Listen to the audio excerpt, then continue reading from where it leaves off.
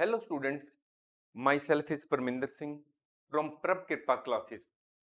Our today's topic is Cuboid calculations made easy, mastering the basics. After going through this course, the students will learn what a cuboid is.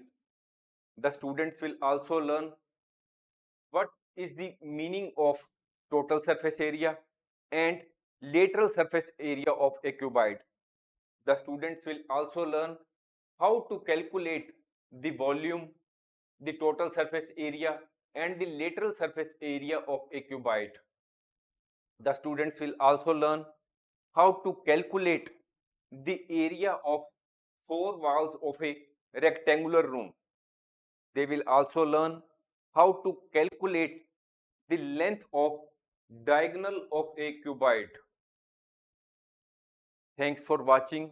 If you like our course, please spare some time to give a star rating to our course.